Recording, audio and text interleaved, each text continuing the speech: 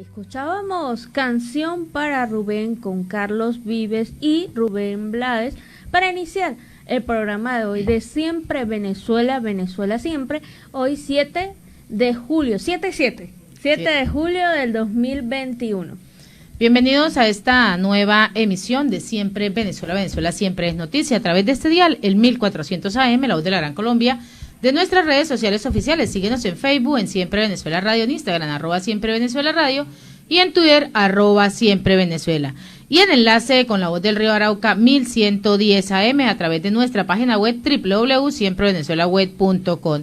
Saludar en el control máster al señor Víctor Márquez y a Roberto Alexis Rojas.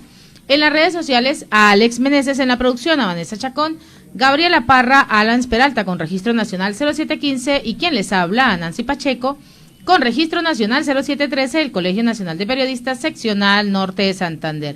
Bienvenidos a esta primera ronda informativa. Y así amanece la primera página y en primera plana de todos los periódicos a nivel mundial.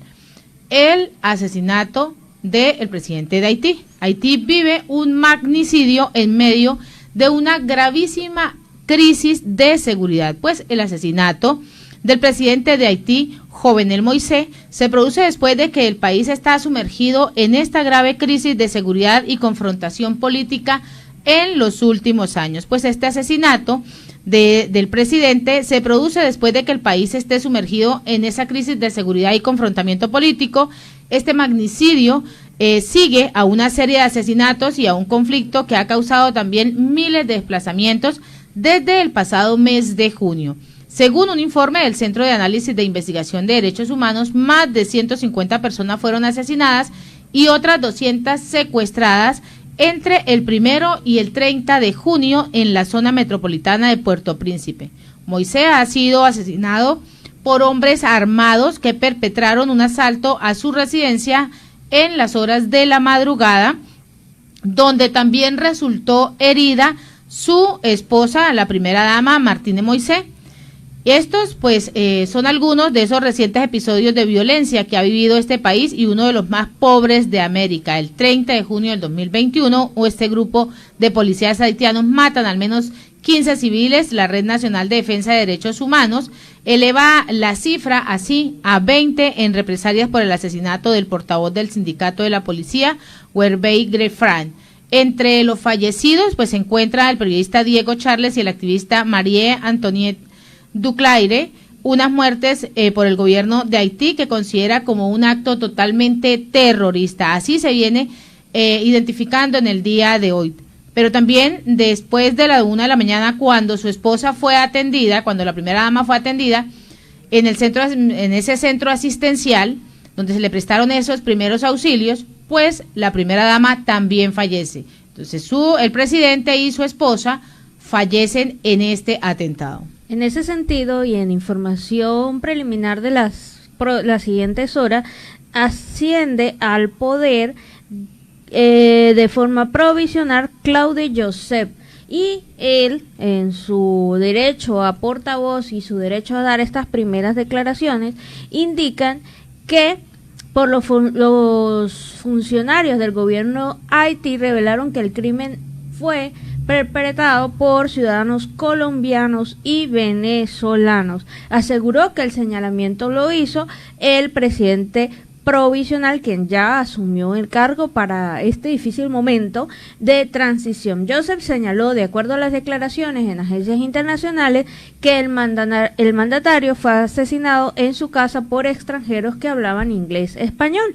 El presidente haitiano dijo las siguientes palabras: esos bandidos están conformados por colombianos, venezolanos y haitianos.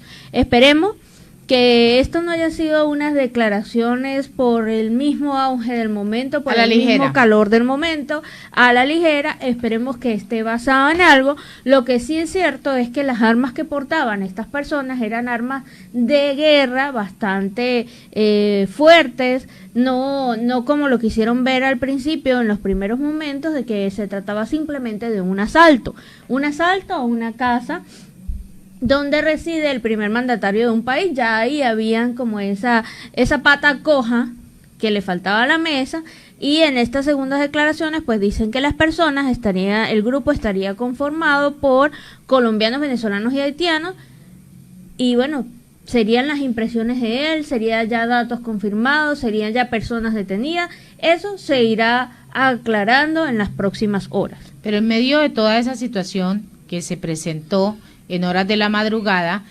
Joseph llama a la calma a toda la población y asegura que la situación de seguridad del país está bajo control y condenó este magnicidio que calificó como un acto totalmente de barbarie.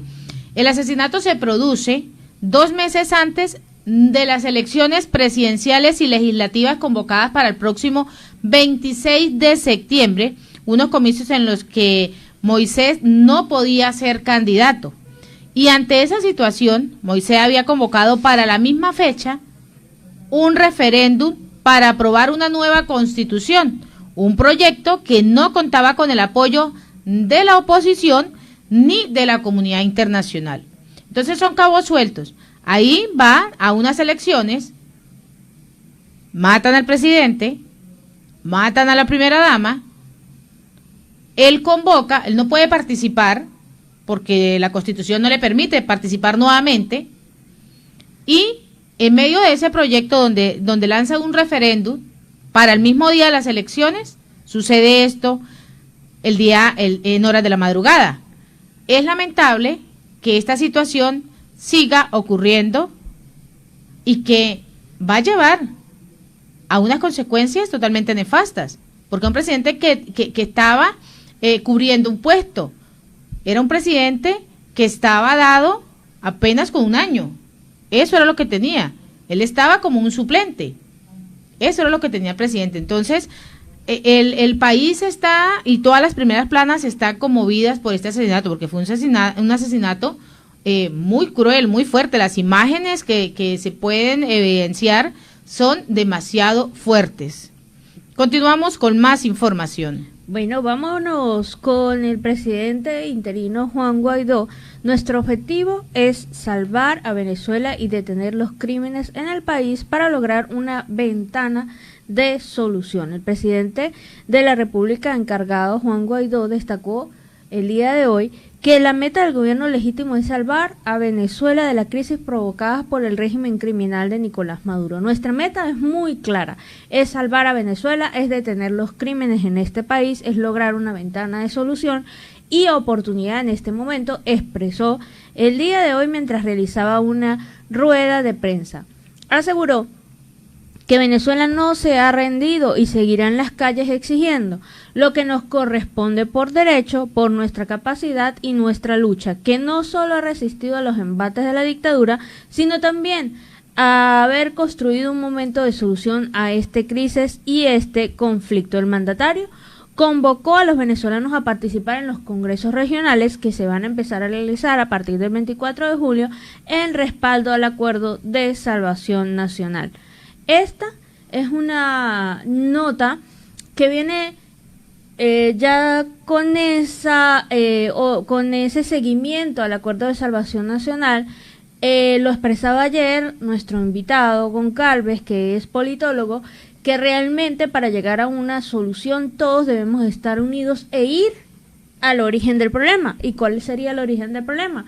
A los barrios, a las ciudades, hacer estos consejos o estas reuniones, explicar y dar certeza de que no va a ser un proceso de la noche a la mañana, que va a ser un proceso lento, pero es un proceso lento, como lo decía la Corte Penal Internacional, es un proceso lento que ya lleva años. En próximas fechas, lo mencionaba Carla Angola también en sus redes sociales, viene un pronunciamiento de la Corte Penal Internacional que, según ella, como periodista, como persona que lleva un poco más allá en la información, que ya tiene rumores, que ya tiene esa primera oleada de información, esa primera pronunciamiento por parte del fiscal de la Corte Penal Internacional va a hacer que Maduro y Diosdado Cabello no la pasen muy bien por algunos días. Lo indicaba ella el día anoche en sus redes sociales. Entonces, vamos poco a poco, la idea es trabajar en conjunto. Lo explicaba ayer Goncalves en la entrevista, que lo más importante es la unidad, la fuerza, la persistencia y por sobre todas las cosas, la fe. Y en otro orden informativo, 800 pacientes renales de Carabobo requieren de agua para recibir sus tratamientos. Pues unos 800 pacientes renales que necesitan ser dializados con regularidad requieren agua para poder recibir su tratamiento, pero lamentablemente esto no sucede porque no tienen la posibilidad de tener agua. José Luis de Alexandro, paciente de la unidad de diálisis del sur, informó que solo esa dependencia necesita 43.000 litros de agua diariamente para poder atender los 3 turnos. Y en declaraciones al programa En Contexto de Unión Radio, explicó que en ese centro funcionan 19 máquinas de dializar que trabajan con agua a través del sistema ósmosis inversa. Pues de Alejandro detalló que el agua la llevan en camiones cisterna de la gobernación, la Guardia Nacional Bolivariana o la alcaldía, o los cuales pues deben llamar todos los días para poder ir a dializarse. Las máquinas no pueden trabajar con agua de tubería porque podrían trancarse. Refirió que las cisternas deben llegar al centro a esto de las 5 de la mañana para poder comenzar a llenar los tanques, pues se corre el riesgo de que se retrase el proceso de los pacientes, como ha ocurrido en estas últimas 3 semanas. A punto de algunas y de algunos pacientes, pues se ha tenido que posponer este tratamiento por la falta de agua, la cual pues repercute negativamente en la salud de todos estos pacientes. Hizo también un llamado a la empresa Diálisis Care de Venezuela para que ponga empeño en este problema, porque pues es lo que tiene, es una concesión para atender a los pacientes renales. Esto es lo que tiene el Instituto Venezolano de Seguros Sociales, una concesión para atender a esos pacientes. Es ese llamado a la salud, es ese nefasto gobierno que ni siquiera tiene la capacidad y ni siquiera atiende bien ese sistema, el sistema salud. No atiende ningún sistema, ni el educativo, ni el de salud, no atiende absolutamente nada. Así está lamentablemente la situación en Venezuela. Y hablando de sistemas, ahora vamos a mencionar la crisis que existe en el sistema de combustible, en el sistema petrolero, siendo Venezuela uno de los países productores de petróleo y de refinación de él mismo para generar gasolina. Vamos a ver un video a través de las redes sociales y a escuchar por medio del dial, donde la escasez de combustible sigue paralizando a la economía nacional. Veamos. Escasez de combustible mantiene en jaque a la industria venezolana. Las largas colas continúan en las estaciones de servicio del país. Los empresarios denuncian que están seriamente afectados por la falta de gasolina, en especial de diésel, que es el más utilizado para la movilización de la flota de camiones, a fin de trasladar la poca producción que tienen hacia el territorio nacional. Aseguran que están operando en un 18% de su capacidad. Nuestras cargas, la mayoría funcionan con gasoil, pero también las materias primas que nosotros recibimos vienen en transporte que utiliza gasoil. Igualmente nuestros productos que van de los centros de producción a los centros de consumo también requieren de gasoil. Igualmente las plantas se han visto perjudicadas por la falta de energía eléctrica. Nosotros hemos pasado a autogenerar con plantas que también usaban gasoil. O sea, ya no tenemos electricidad, pero tampoco podemos autogenerar nuestra electricidad con el gasoil. Los industriales también mostraron preocupación ante la caída del consumo, que afecta a los comerciantes y conlleva al cierre de las empresas. Bueno, así es como un sistema, todos los sistemas de todo país están interlazados y como hay abandono en uno, se ve reflejado en todos los demás. El sistema de combustible, de refinería, de petróleo, de PDVSA, toda esa olla negra que no se sabe qué ha afectado más, si la corrupción interna, si las presiones internacionales, todo este desabastecimiento y falta de inversión que ha realizado o que no ha realizado el gobierno venezolano, pues afecta a la salud, a la agricultura, a la economía. Todo en un país petrolero, en mayor o menor medida, se mueve a través del combustible. Sería un buen paso, o sería excelente, que la reconstrucción de Venezuela iniciara por el sector salud y luego por el sector petrolero, que son los dos más neurálgicos. Uno, porque estamos enfrentando esta pandemia del COVID-19 con las uñas, y el otro porque es el que va a ejercer un motor, un diferencial entre un antes y un después de la economía. Hablando del COVID-19, Venezuela reportaba 1.148 casos del COVID, 13 muertes nuevas en el día de ayer. Lara es la entidad donde se detectaron un mayor número de infecciones comunitarias, con un número de 194 personas y con casos activos en 7 municipios, según casos reportados por Delcy Rodríguez. Estas son las cifras oficiales que tanto han sido criticadas a nivel mundial, porque se dice que tampoco representa lo que realmente está sucediendo. Hay pueblos en Táchira, en Lara, el Zulia, en Maracaibo, en donde la gente, lamentablemente, así lo reportan, fallecen en sus casas.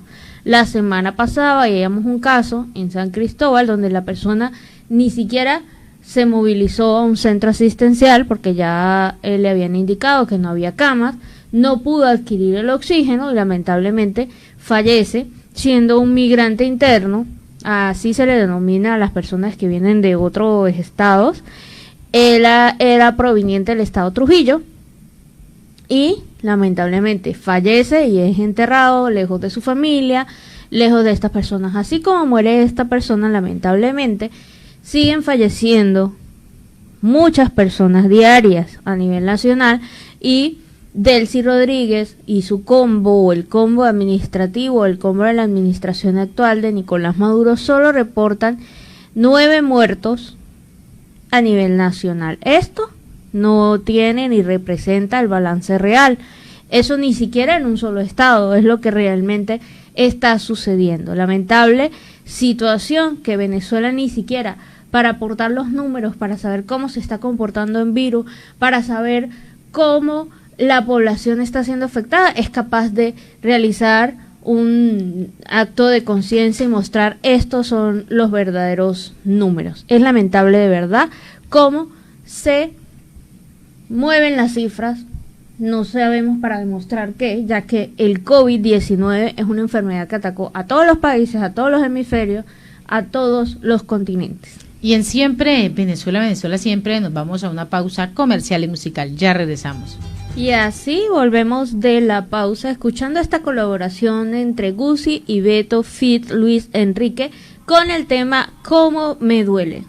Seguimos en Siempre Venezuela, Venezuela Siempre es noticia. Y una de las noticias que está aún en desarrollo es el tema de Javier Tarazona, el director de Fundarredes. Y en el día de ayer, Tarek William Saad salió a realizar algunos pronunciamientos y ante eso, pues Fundarredes está realizando ese señalamiento. La ONG aseguró que cumple con la facultad que le otorga la ley. Cualquier persona que tenga conocimiento de la comisión de un hecho punible puede denunciarlo ante un fiscal del Ministerio Público o ante un órgano policial de investigaciones penales. Pues la ONG ha expresado en el día de hoy ese rechazo de esas declaraciones que han sido ofrecidas por el fiscal del régimen de Nicolás Maduro, Tarek William Saad, contra Javier Tarazona y 2 de los defensores de derechos humanos detenidos desde el pasado 2 de julio.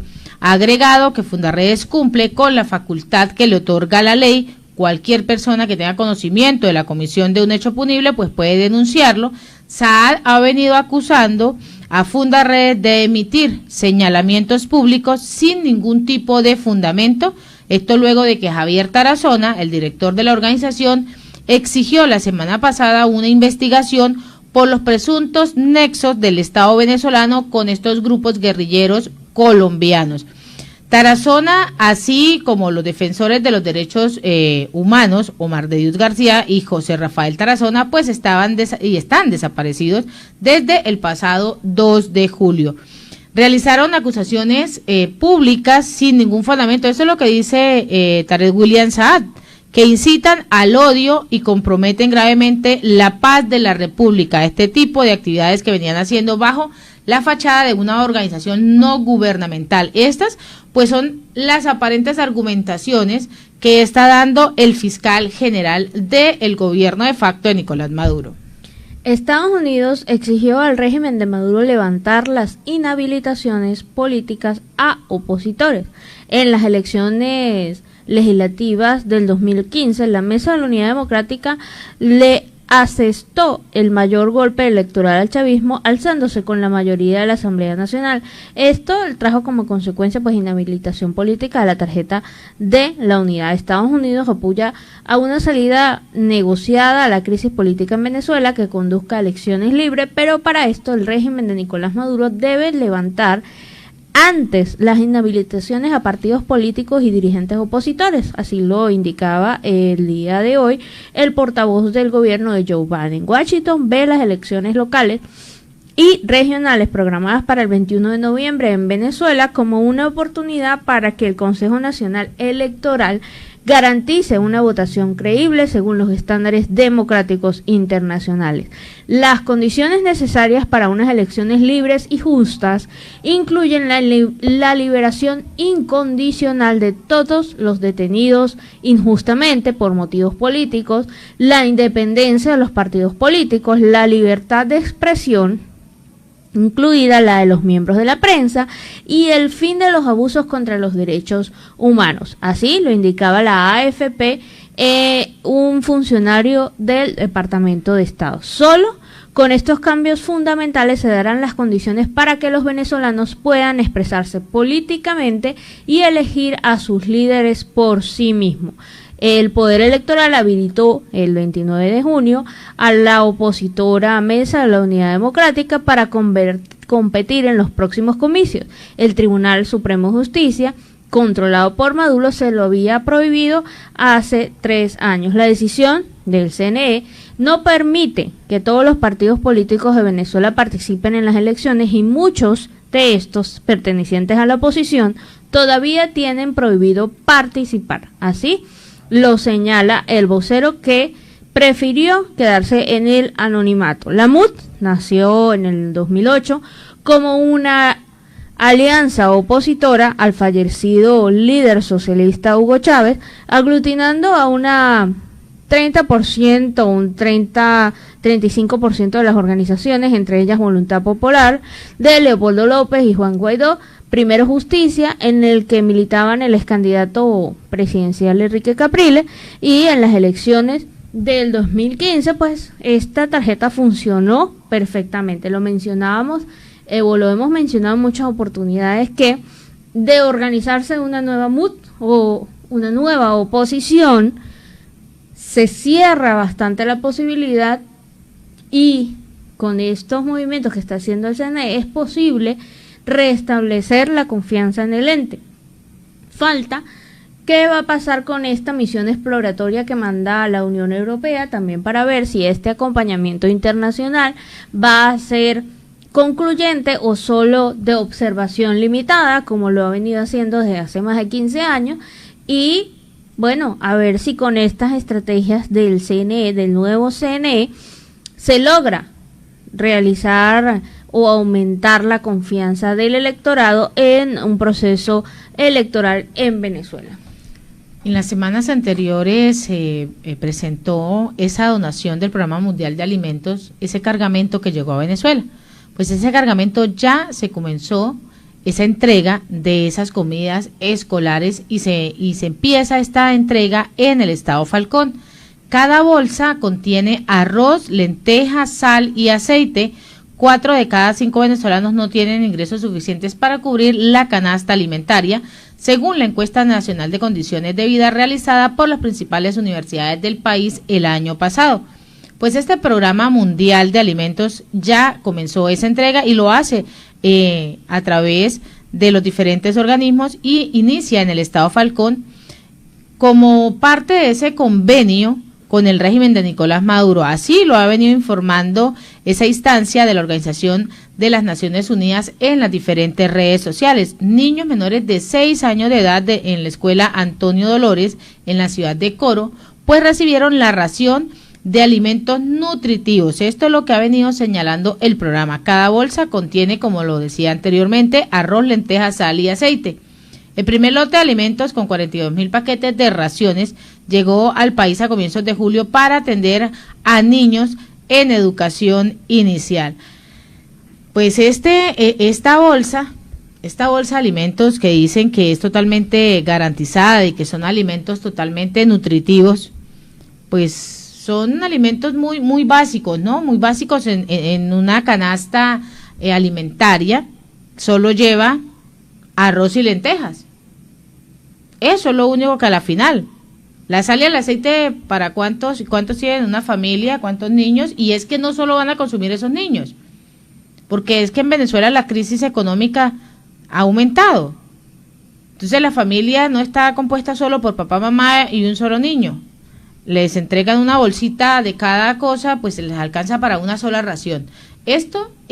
Son esos convenios que realiza también ese gobierno de facto. La Organización de Alimentos está enviando, sí, claro, vamos a darles alguito. Pero ¿dónde está el gobierno? ¿Qué está haciendo el gobierno para recuperar el campo? ¿Qué está haciendo el gobierno por la niñez? Ahí hay que mostrar resultados. Y ante eso, el gobierno no muestra ningún tipo de resultados. Es lamentable la situación cada día de precariedad que se presenta en el país. País que está en una crisis, sumergido en una hambruna. Porque quienes tienen la posibilidad de tener un recurso, que son quienes están en el gobierno, ellos sí tienen buen dinero. Y a ellos sí pueden consumir el alimento que deseen. Y sus hijos lo pueden hacer. Pero un pueblo que se está muriendo de hambre, un pueblo que está dejando su territorio, saliendo, casi 7 millones fuera porque no existe la posibilidad, y hemos visto y evidenciado en varios videos cómo niños están en diferentes países, en las calles, en los semáforos, buscando la posibilidad de tener un recurso para enviarle a su papá, a su mamá, a su familia que dejaron ahí en Venezuela. Es lamentable la situación. Y en Siempre Venezuela, Venezuela Siempre, vamos a ver un video en donde el diputado de la Asamblea Nacional Legítima, Rommel Guzmana, exige la restitución del voto indígena en Venezuela. Veamos. Es noticia.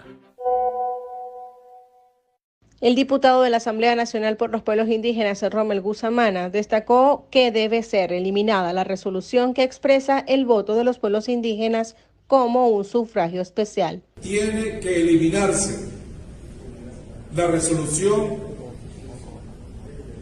que impera ante los propios derechos de los pueblos indígenas. La Constitución reconoce el voto directo, no solamente como voto especial de los pueblos indígenas, sino que también lo dice de que todos los pueblos indígenas tienen derecho al sufragio directo. Ahora, de que ellos jamás se preocuparon por los pueblos indígenas, por los derechos políticos de los pueblos indígenas, tocará en su debido momento reformar la Constitución para así tener estadísticas prescindibles a la elección de los pueblos indígenas a través de un censo, de la estadística de cuántos pueblos indígenas existen en Venezuela y tener la cédula de identidad que identifique pueblo por pueblo y comunidad por comunidad. En otro orden de ideas, parada en refinería Cardón afecta al 75% de la gasolina. Esto es una consecuencia que se va a prolongar durante 8 semanas en Venezuela. La refinería Cardón del complejo refinador de Paraguaná paralizó la producción de gasolina debido a una nueva parada de la planta catalítica, la cual se estima estará detenida entre 8 o 9 semanas para cumplir con el plan de mantenimiento y los protocolos de reactivación. Esto es normal que suceda. El tema es que como son pocas las refinerías que están activas, paralizar para un mantenimiento preventivo hace que la producción también frene. He ahí el problema de esta situación. No el tema que vayan a hacer una parada técnica para hacer un mantenimiento preventivo. es así, ya hemos visto cómo lamentablemente se ha dañado gran parte de la industria petrolera debido a la falta de mantenimiento, a la falta de reinversión, a la falta de colocar un buen proceso de planificación.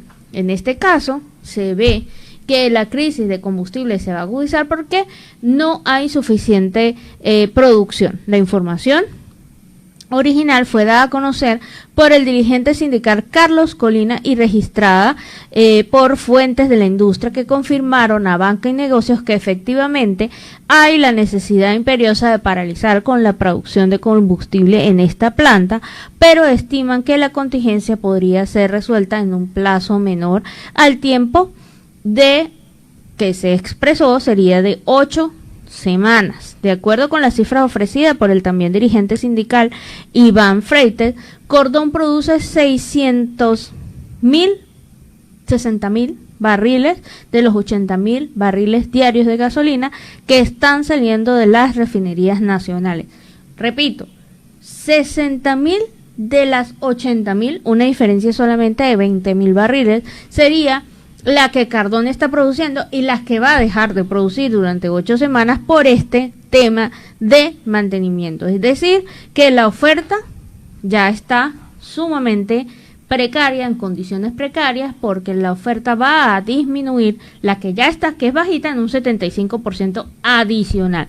La inestabilidad con la que venían operando las plantas procesadoras es un problema fundamental que PDVSA no ha podido resolver debido básicamente a la escasez de recursos humanos calificados en la cantidad necesaria y de repuestos que deben ser adquiridos en el exterior. Ellos insisten en que no tienen forma de adquirir repuestos debido a las presiones internacionales. Es lamentable leer esta noticia, que una de las pocas refinerías que está produciendo y que mantiene un poquito a flote lo que es el sistema de distribución de combustible vaya a pasar por este proceso de parada técnica por mantenimiento durante 8 semanas. Y en Siempre Venezuela Siempre vamos a una pausa comercial y musical. Ya regresamos. Escuchábamos Ahora No, una colaboración de C4 Trío con Guaco. Así empezamos esta segunda hora de programa en Siempre Venezuela Siempre. Seguimos en Siempre Venezuela es noticia a través del dial 1400 AM, La Voz de la Gran Colombia, de nuestras redes sociales oficiales en Facebook, Instagram y Twitter, en la página web, en enlace con La Voz del Río Arauca 1110 AM, y en esta segunda hora se incorpora Radio Delfín 1060 AM. Saludar en el Control Master a Robinson Cárdenas, a nuestro corresponsal Carlos Uzcategui, el Miura, y a toda esa amable audiencia que nos sigue ahí, que están pegaditos en Siempre Venezuela Siempre es noticia. Y en esta primera ronda, pues vamos con ese informe de nuestro corresponsal Carlos Uzcategui. Buenas tardes, feliz tarde para todos desde Barranca, departamento de La Guajira. Carlos Uzcategui, el Miura, para el programa Siempre Venezuela Siempre. Buen provecho a esta hora. Saludo cordial a Alan Peralta, Nancy Pacheco y a Gabriela Parra y a todo ese gran equipo de producción. Cerrejón firma pacto para compartir sus datos y conocimientos sobre la biodiversidad de La Guajira. Vacunación masiva en La Guajira, a 15 días de haber iniciado, no ha llegado a la zona dispersa.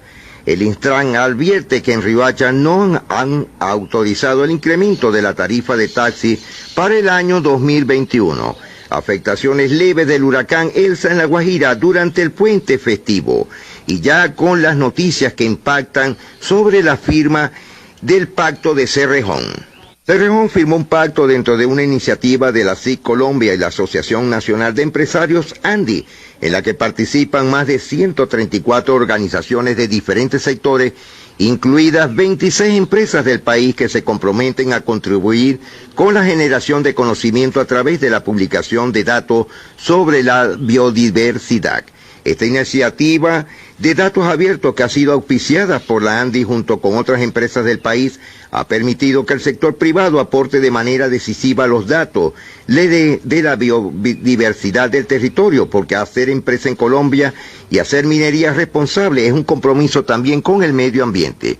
Por nuestra parte, en la empresa Cerrejón se ha venido aportando de manera significativa esta alianza porque somos una empresa transparente y porque se sabe que aumentar el conocimiento sobre este tipo de claves es para La Guajira algo muy importante, y por eso se viene facilitando los registros actuales y consolidando la información que se ha generado en más de 30 años de operaciones con los mejores equipos disponibles, y para esto y con un gran talento humano que ha hecho parte de la historia de la empresa, afirmó Luis Madriñán, gerente de gestión ambiental de Cerrejón.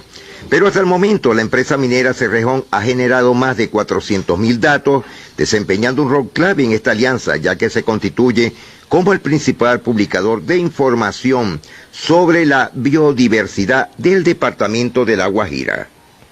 En otro informe, el gobernador de La Guajira reasume hoy sus funciones hasta que quede ejecutoriado el fallo.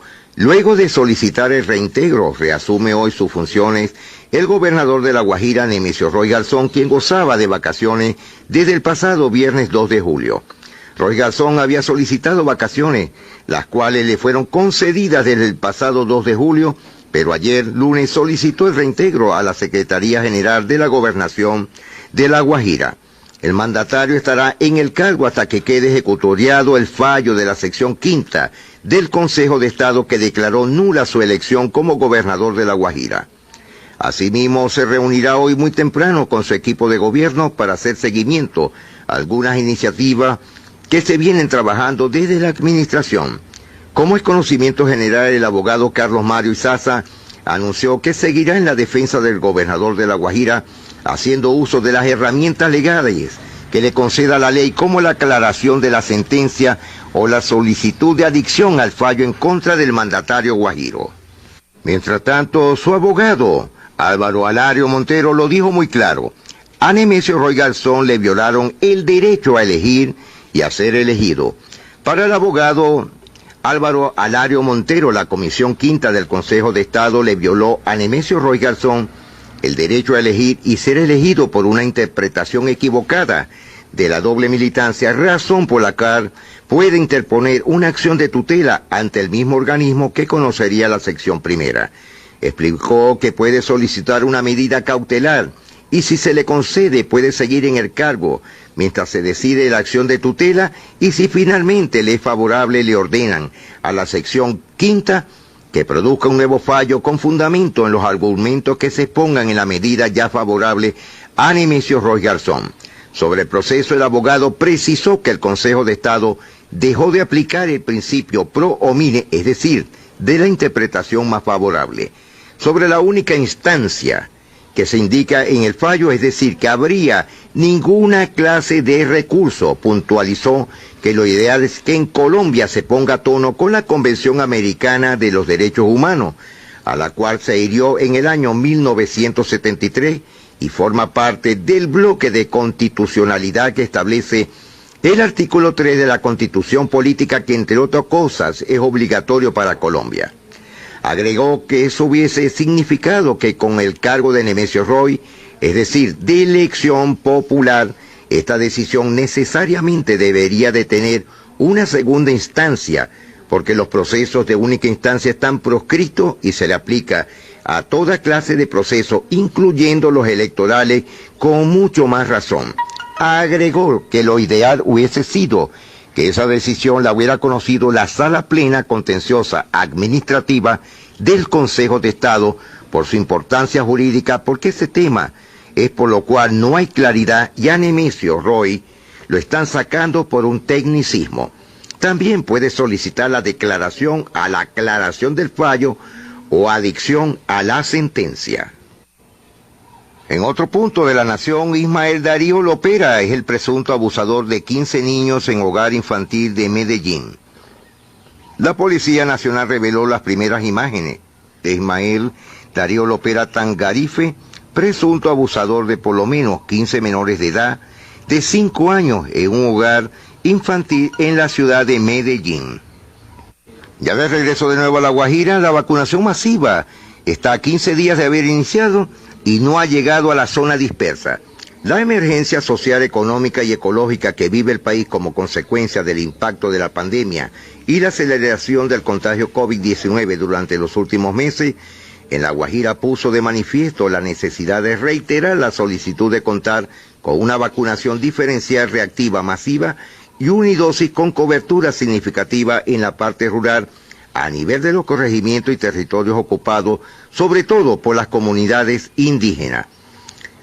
Pero por lo extenso del territorio y la forma dispersa como la ocupan las comunidades indígenas guayú, determinaron la realización de acciones muy especiales que no se encuentran establecidos en el plan de vacunación y están consideradas de urgencia dentro del marco del nuevo ciclo y la dinámica del contagio que ha tomado la pandemia del COVID-19.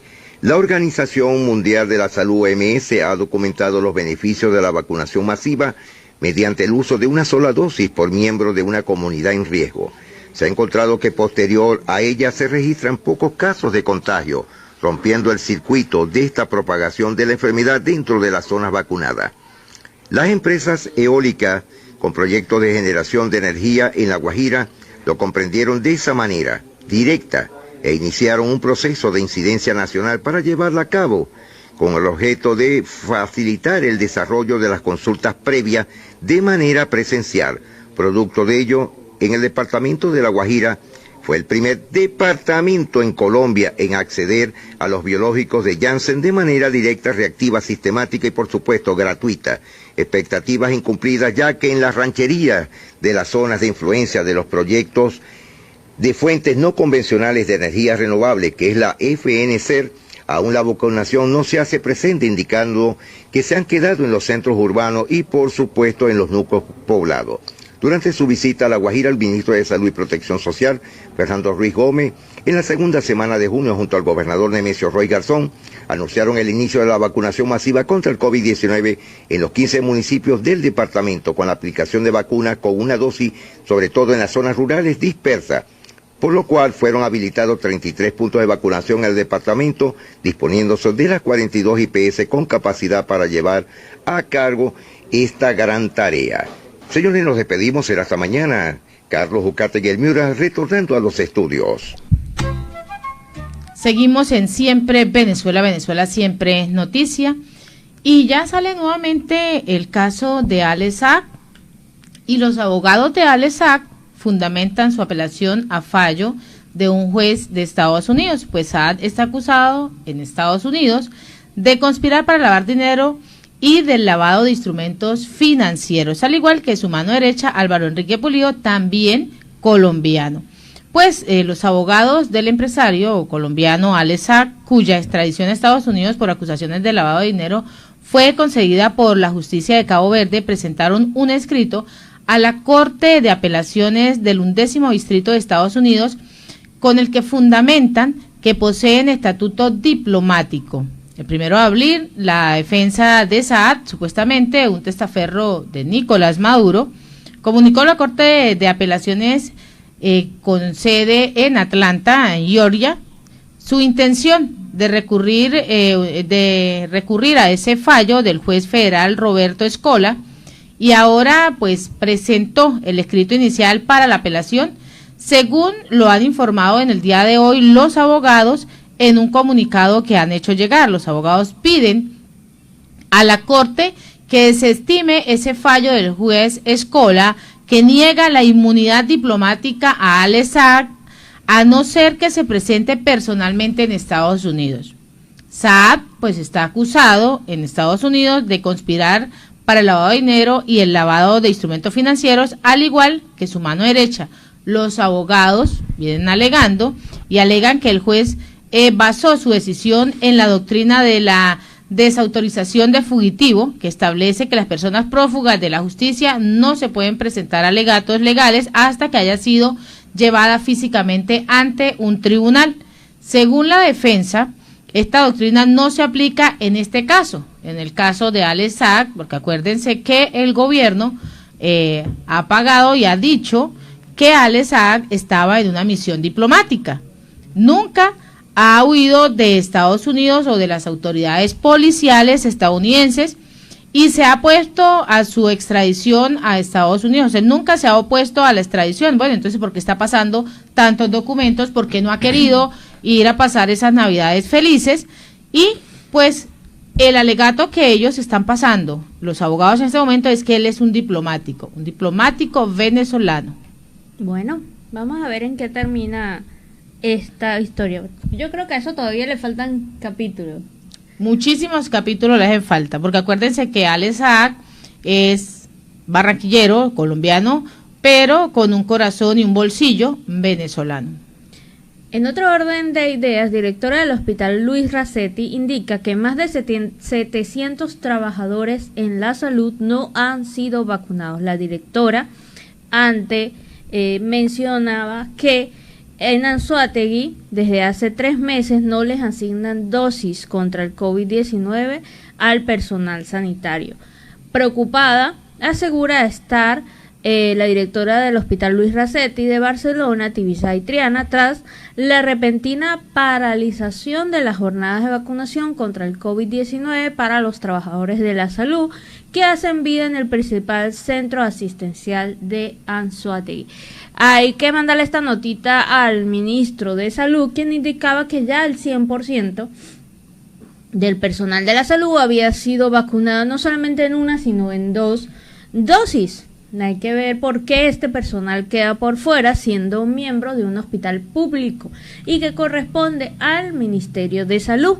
La infectóloga informó la tarde del día de ayer que en la entidad hace 3 meses no le asignan dosis de inmunización para dar continuidad al plan de vacunación que busca garantizar la vida de quienes están en esta primera línea de batalla enfrentando el COVID-19 y ayudando a las personas a sobrellevar la enfermedad. Calculamos que son más de 700 trabajadores del sector salud que no han recibido ni siquiera la primera dosis de inmunización, porque desde este tiempo que no hay vacunas en el Hospital Centinela Luis Racetti, todo este personal habría quedado por fuera con las primeras dosis que hubieran llegado. Entre los trabajadores del centro asistencial que no han sido vacunados están enfermeras, estudiantes del último año de medicina, médicos, personal en proceso de jubilación y camilleros, entre otros, que laboran en el complejo hospitalario. Triana resaltó la necesidad de dar prioridad a los estudiantes de último año de medicina, quienes aseguró están prestando apoyo a los médicos que han laborado continuamente desde que inició la pandemia en el hospital capitalino. Sin embargo, el último reporte ofrecido por la Autoridad Única Sanitaria Oficialista en Anzoátegui, la doctora Yemaira Villasmil, el pasado 14 de julio reveló que hasta esa fecha se habían recibido en la entidad 101.137 dosis Sputnik y Verocell, de las cuales solo han sido aplicadas 29.959. Esta es la pregunta de las 64.000 lochos. ¿Por qué? Si la entidad tiene 101.137 dosis y solo se han aplicado casi las 30.000, ¿dónde están las otras 70.000? ¿Y por qué paralizar un proceso de vacunación ante una enfermedad que no da espera? Estas son las cosas que ocurren en el mundo o en Venezuela, que no se explica. En esa oportunidad aseguró que están aplicando las dosis de inmunización a todas las personas que reciben la confirmación a través de un mensaje de texto enviado por el Sistema Patria. Exhortó a los ciudadanos a mantener la calma y a esperar a que sean notificados. ¿Y qué pasa con los miembros de la salud? ¿Por qué no darles prioridad? Porque, primero, ¿bajo qué condiciones se están almacenando estas vacunas que requieren de la refrigeración específica? Son 70.000 dosis que pudiera cubrir fácilmente estas 700 personas de salud que indica la directora del Hospital Racetti que hacen falta para luchar contra el COVID-19, que es exactamente el 10% de las vacunas que quedan disponibles. ¿Por qué no aplicarlas? Y en Siempre Venezuela, Venezuela Siempre, vamos a una pausa comercial y musical, ya regresamos.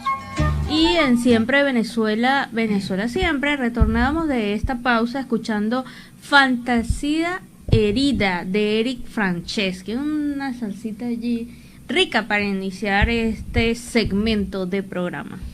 Continuamos con más información. Guaidó habla sobre la detención de Javier Tarazona. Decir la verdad en Venezuela pues tiene sus consecuencias.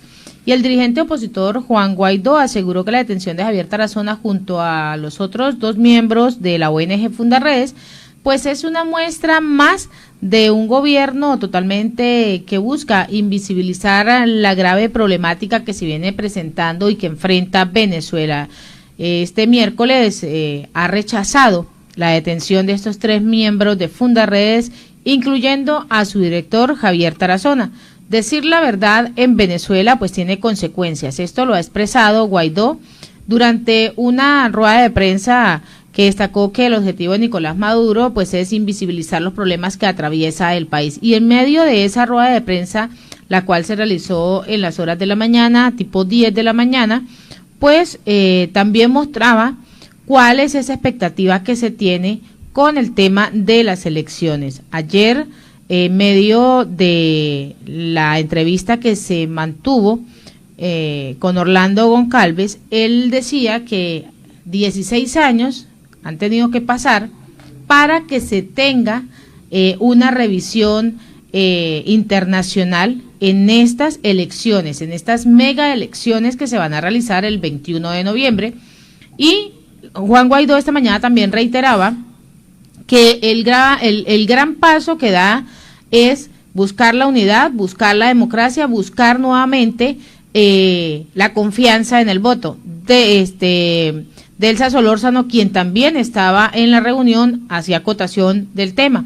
Es buscar esa unidad, es poder recobrar la confianza de todos los ciudadanos y que se pueda participar en estas elecciones, pero que sean unas elecciones justas, que sean unas elecciones totalmente libres y que se pueda dar a conocer a nivel internacional.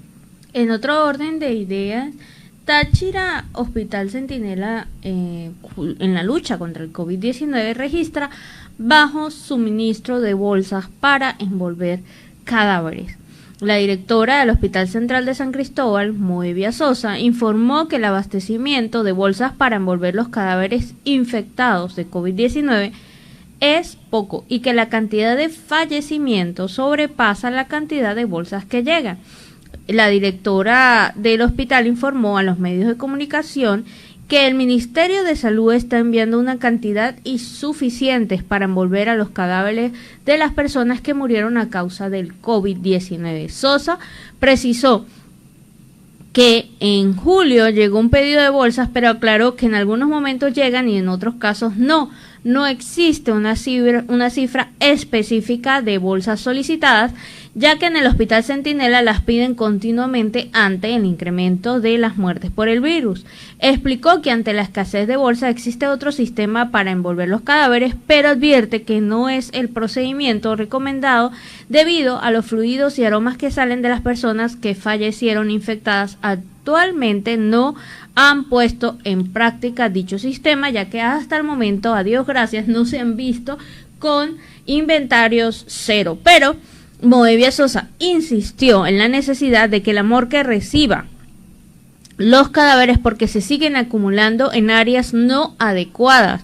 En salas de aislamiento no duran tanto los cadáveres porque se habilitó una sala para colocarlos, pero no es la adecuada para su mantenimiento. Se ha dispuesto una pequeña sala, pero puede tardar más de 24 horas el cadáver allí. La directora del Hospital Central de San Cristóbal precisó que entre el viernes 2 de julio y el lunes 5 de julio fallecieron 23 pacientes por COVID-19. En lo que se refiere a suministro de oxígeno, indicó que hay abastecimiento porque se están buscando las bombonas en el lugar de llenado a diario, en algunas oportunidades hasta 2 veces al día. La demanda de oxígeno se ha incrementado en un 30%. Esto es la información que llega desde el Hospital Central de Venezuela, Hospital de San Cristóbal, Hospital Centinela en la batalla de lucha contra el COVID-19 y la preocupación en manos de su directora del suministro de bolsas para almacenar los cadáveres. Creo que aquí se hace evidente el tema de las cifras oficiales y las cifras reales, y es por esto que a lo mejor ellos siguen enviando simplemente la cantidad de bolsas en función de los muertos que ellos están previendo y no de la realidad. Es bueno que el ministro de Salud ya se concientice, se pase por, como es su trabajo, por los hospitales Centinela y ratifique que esta pandemia se está llevando a más personas de las que ellos están considerando en sus estadísticas. Gabriela y audiencia, si no han sido capaces de enviar los guantes, los tapabocas, el material de bioseguridad para los médicos, no han sido capaces de vacunar a ese personal, menos van a enviar bolsas para alguien que ya no tiene vida, porque lo están viendo algo indolente y lo están haciendo así. Menos van a enviar bolsas para poder tener esos cuerpos. Esa es la verdadera situación que se presenta con la pandemia del COVID-19 en Venezuela. Y en otro orden de ideas, FedeAgro muestra la crisis que está a través del diésel. Los servicios de contagio pues golpean el campo venezolano. El presidente de FedeAgro, Celso Fantinel, aseguró que las zonas rurales de Trujillo, Mérida, Zulia, Portuguesa, el sur de Aragua y Guárico pues han reportado contagios y además fallecimientos por COVID-19, y eso lo veníamos anotando la semana anterior. Los campesinos, quienes están trabajando en el agro, han pedido la vacunación del COVID-19. Ellos no han parado. Y aquí ya se está mostrando una gran cifra de fallecimientos por COVID-19. El presidente de la Confederación de Asociaciones de Productores Agropecuarios de Venezuela, pues ha mostrado y dice que urge avanzar hacia esa vacunación masiva para minimizar estos riesgos de contagio de COVID-19 en el campo y el resto del país. También aseveró que las zonas rurales de Trujillo, Mérida, Zulia, Portuguesa, el sur de Aragua y Guárico, pues han reportado contagios y fallecimientos por este virus. Además ha indicado que los productores están optando por llevar las hortalizas a centros poblados. Ha alertado que al sur de Aragua, en zonas como con menos de 1.000 habitantes, pues se contabilizan unos 12 trabajadores del sector fallecidos. Advirtió que ese desabastecimiento de gasolina y de diésel está alrededor de un 80% en esas zonas agrícolas. Y en una entrevista que ha concedido al programa 2+2 de Unión Radio, pues aseveró que ha sido positivo que algunos empresarios privados importen los agroinsumos. Esa es la situación que viene presentando el campo venezolano. Y a esta hora, en Siempre de Venezuela, Venezuela Siempre, vamos a ver un video de Migración Colombia en donde se sigue adelantando el programa del Estatuto de Protección a los Migrantes Venezolanos. Veamos. ¿Qué documentos me sirven como prueba sumaria? Ciudadano venezolano, si te encuentras en Colombia de manera irregular y deseas acogerte al Estatuto Temporal de Protección, recuerda que debes aportar una prueba o un documento que demuestre que estabas en Colombia antes del 31 de enero del 2021. ¿Qué documentos te sirven? Por ejemplo, una certificación laboral o una certificación emitida por una persona jurídica inscrita en Cámara de Comercio. Un contrato de arrendamiento que cuente con reconocimiento de firma y contenido ante notario público. Una certificación de escolaridad, citaciones o respuestas dadas por entidades oficiales. También te sirven certificados emitidos por una entidad financiera sin importar si el producto bancario está vigente o no. Puedes aportar una acreditación de representación jurídica emitida por un consultorio jurídico o un documento que soporte acciones legales que hayas adelantado en el país, como por ejemplo una acción de tutela. Las certificaciones de asistencia de cooperación internacional son válidas si son emitidas por una organización legalmente reconocida. También te sirve una declaración formal de un ciudadano nacional o de un ciudadano extranjero que cuente con cédula de extranjería emitida por el Estado colombiano. El PEP, en cualquiera de sus versiones, también es válido como una prueba sumaria. Recuerda que Migración Colombia verificará y determinará la validez de estos documentos. No dejes pasar esta oportunidad. Acógete al Estatuto Temporal de Protección y hazte visible. Y así como Migración Colombia lo indica desde esta mesa de trabajo, que siempre hablamos de la migración venezolana por el mundo, nos unimos a ese llamado de hazte visible. La regularización es tarea de todos, apuesta por regularizarte, van a ser más los beneficios que vas a obtener y no seguir en las sombras, no seguir pasando más trabajo de lo que es necesario, porque ciertamente todos estos esfuerzos que hace el gobierno colombiano por la población migrante de Venezuela es en pro y en beneficio que esta oleada migrante, que esta población migrante sea y contribuya también al futuro de Colombia. Esperemos que todas las personas que nos estén escuchando y puedan realizar este registro de migrantes venezolanos y acogerse al Estatuto Temporal de Venezuela sea su prioridad en estos momentos. Seguimos con más información. Referentes feministas realizaron un seminario en la Embajada de Argentina en Venezuela. Las intelectuales Rita Segato y Diana Mafia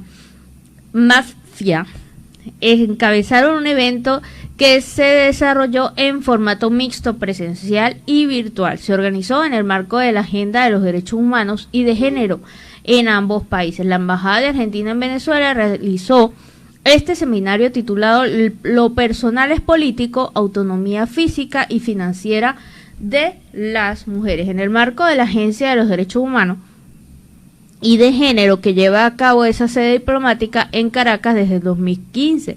El embajador Eduardo Porretti abrió el encuentro al decir que es un honor para él tenerlas allí, tanto de forma virtual como de forma física. Este evento para nosotros es muy importante y está alineado con otros que hemos hecho sobre los derechos humanos. Comentó, estamos fuertemente mirando la autonomía de los cuerpos y de las mujeres. El género exacerba lo que se deriva de las diferencias sociales en la pobreza. Hay una serie de inquietudes que exacerba la inequidad básica del ingreso.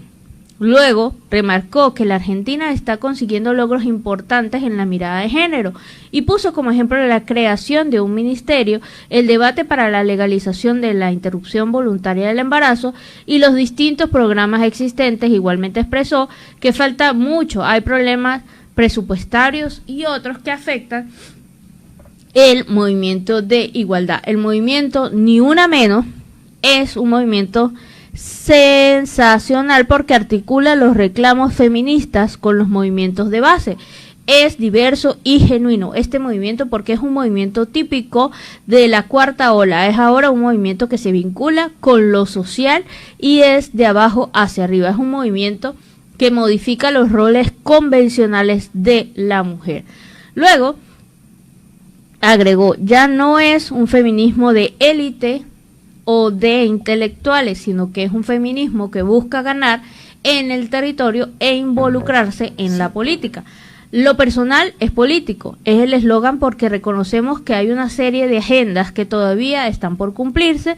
Estos debates tienen naturaleza social y política. La autonomía de los cuerpos y financiera no son problemas individuales, sino que involucran a toda la sociedad. Así concluyó la participación del embajador en este evento. Segato también participó y fue la primera mujer en exponer: mi trabajo en el tema de género es teórico y la teoría se piensa en el largo plazo. No soy una especialista en políticas públicas ni en legislación. Yo pienso el género de una forma más libre, inclusive bastante libre en la relación a las cuestiones del Estado. Así lo indicaba. Existe un afuera del Estado que es tanto o más importante que en el Estado mismo. Así participaban estas mujeres lanzas de bandera en la lucha a favor de los derechos de igualdad de género a nivel nacional. Y en Barinas, 30 litros de gasolina al mes pues despachan en el municipio Sosa. Mari Reina, luchadora social de la zona, denuncia que el alcalde Valentín Aro elabora unas listas con nombres de quienes son los beneficiarios con este suministro de combustibles. Pues con solo 30 litros de gasolina al mes sobreviven los conductores del municipio Pedro Felipe Sosa, jurisdicción del estado en Barinas, según lo ha venido informando Mari Reina, luchadora social y productora agropecuaria de esta zona. El alcalde es quien posee un monopolio de este suministro de gasolina y en la estación de servicio pues solo despachan a quienes estén anotados en una lista que les proporciona la máxima autoridad civil de este municipio. En este comunicado que se ha dado vía WhatsApp, Reina ha expuesto la situación que padecen los ciudadanos y productores agropecuarios de este municipio por esa falta de combustible, los conductores que no están en las listas del alcalde, pues no pueden pasar a tanquear. Es lamentable la situación y los niveles de corrupción. Cada día se notan más y más niveles de corrupción en Venezuela. Y así sale Diosdado Cabello, muy caretabla, muy descarado, a decir que en Venezuela existen niveles de corrupción cuando uno de los principales corruptos pues es el mismo. INAC reanuda vuelos nacionales comerciales en 14 aeropuertos del país. A través de su cuenta en Twitter, el INAC indicó que la medida permanecerá vigente durante la semana flexible que rige desde el 6 al 11 de julio. El Instituto Nacional de Aeronáutica Civil anunció que a partir de este martes 6 de junio entrarán en funcionamiento 14 aeropuertos nacionales en Venezuela. Esto es una de las largas cosas que están solicitando para reactivar la economía venezolana.